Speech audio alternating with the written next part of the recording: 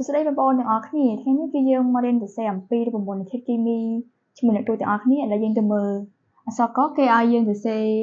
ប្រព័ន្ធធាតុរបស់ស្ពាន់ធម៌ដែលមានបល្ល័ង្ក2ចូលផ្សំជាមួយអុកស៊ីហ្សែនដែលមានបល្ល័ង្ក2ដូចគ្នាអញ្ចឹងយើងដឹងថាស្ពាន់ធម៌គឺយើងតាំងឡើងនឹងសញ្ញាអក្សរ S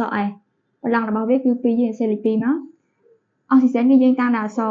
សរ O ដែលមានបល្ល័ង្ក2ដូចគ្នានៅពេលដែលយើងផ្សំចូលគ្នាទៅគឺយើងបដូរបល្ល័ង្កគ្នាចាប់បានន័យថាស្ពាន់ធម៌ចាប់បល្ល័ង្ករបស់អុកស៊ីហ្សែន2អុកស៊ីហ្សែនចាប់បល្ល័ង្ករបស់ស្ពាន់ធម៌2អញ្ចឹងយើងសរសេរបាន F2O2 គឺការសន្ទុះរបស់វាគឺ2ដូចគ្នាយើងអាចសម្រួលបានអញ្ចឹងយើងសរសេរទៅជា SO ខ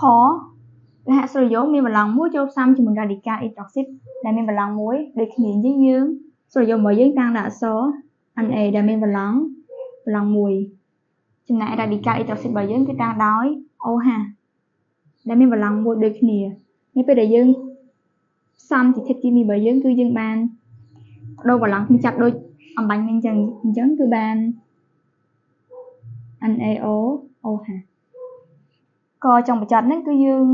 ចង់សរសេរធាតុគីមីកាល់ស្យូមបល្ល័ង្ក2ដែលផ្សំជាមួយរ៉ាឌីកាល់ក្លរូដែលមានបល្ល័ង្ក1អញ្ចឹងយើងកាល់ស្យូមដាក់ឲ្យនិមិត្តសញ្ញាអក្សរ